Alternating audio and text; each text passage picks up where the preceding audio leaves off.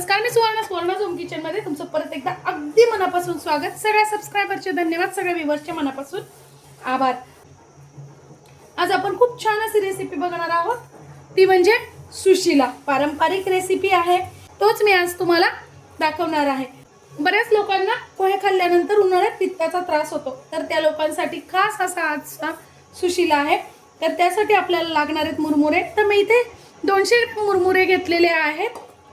त्यानंतर शेंगदाणे घेतलेले आहेत, 2 मोठे कांदे चिरून घेतलेले आहेत, 1 टोमॅटो, थोड्याशा हिरव्या मिरच्या, कोथिंबीर अर्धी वाटी घेतलेले आहेत। डाळ्या आपल्याला जाडसर बारीक करून घ्यायच्या आहेत, तुम्ही कुटून घेतल्या तरी चालतील।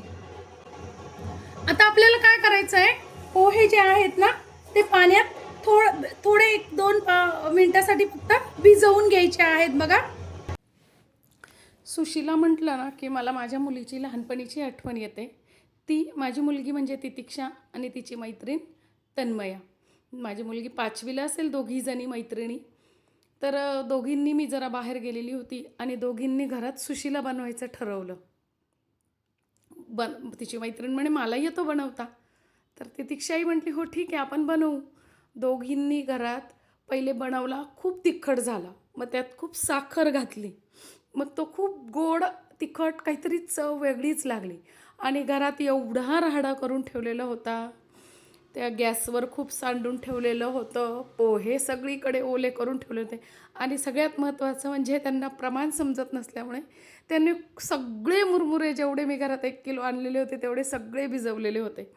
म्हणजे आजही सुशिला म्हटलं की मला ती आठवण येते। मुलींनी नंतर मार खाल्ला, मैत्रीण तिच्या घरी निघून गेली। दोघींनाही ती सुशिला म्हटलं की खूप आठवतं।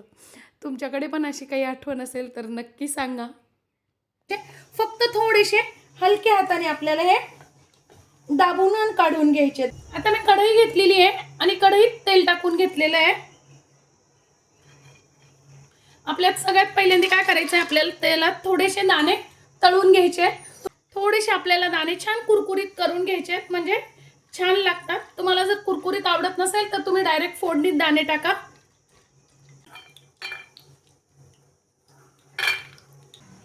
आता अर्धा चमचा मी टाकून घेते मोहरी, अर्धा चमचा जिरे, पाव चमचा हिंग, मिरचीचे तुकडे, कढीपत्ता। ज्यांना कोणाला पोह्याने खूप त्रास होतो ना ॲसिडिटीचा, त्यांनी ही अवश्य रेसिपी करावी। पारंपरिक खूप सुंदर लागतात खायला ही सुशिला। माहित नाही त्याचं नाव सुशिला का पडलंय, पण नाव खूप छान आहे।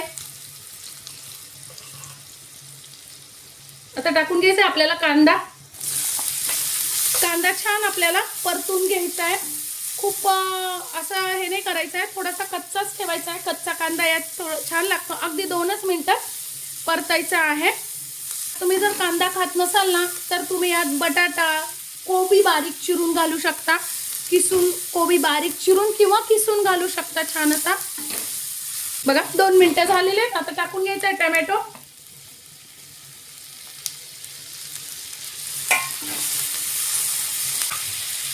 टोमॅटो टाकलाय म्हणून थोडंसं मी मीठ टाकते, म्हणजे टोमॅटो पटकन शिजला जातो। थोडीशी टाकून घ्यायची हळद। बघा आता कांदा टोमॅटो छान परतन झालेला आहे। आता टाकून घ्यायचे आपण भिजवून नितरून ठेवलेले मुरमुरे।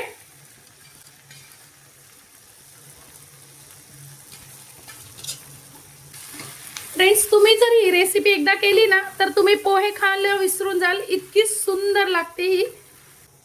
आता मी इथे टाकून घेते अर्धा चमचा मीठ। मुरमुऱ्यात पण मीठ असतं, चवीनुसार तुम्ही मीठ टाका।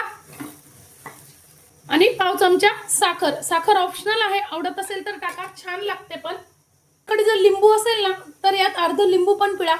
आज माझ्याकडे लिंबू नाहीये, पण मी अगदी थोडंसं, बघा अगदी एवढंसं घेतलेलं आहे मी। लिंबू पावडर घेतलेली आहे, ती टाकतीये। छान लागतं यात लिंबू पिळल्यानंतर। खूप पटकन होणारी रेसिपी आहे। आपण जी भरड करून ठेवलेली होती ना डाळीची, ती टाकून घ्यायची आहे। तुमच्याकडे जर डाळ्या नसतील ना तर तुम्ही इथे दाण्याचं कूट पण टाकू शकता, पण दाण्याचं कूट बरेच लोक अवॉइड करतात। डाळ्या खाल्लेल्या पण चांगल्या असतात। आपण जेव्हा अशी डाळ्यांची भरड टाकतो ना फ्रेंड्स, त्यावेळेस या सुशिलाला एक प्रकारचा वास आणि टेस्ट दोन्ही खूप सुंदर येतात। बघा, अगदी 2 ते 3 मिनिटात फक्त आपला सुशिला खूप सुंदर असा तयार आहे। आता सगळ्यात शेवटी आपल्याला टाकून घ्यायची आहे कोथिंबीर आणि आपण तळून ठेवलेले शेंगदाणे।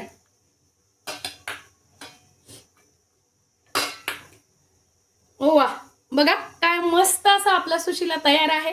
आजची माझी ही व्हिडिओ, ही रेसिपी तुम्हाला कशी वाटली कमेंट्स मध्ये नक्की सांगा। ओ वा, बघा किती सुंदर असा आपला सुशिला तयार आहे।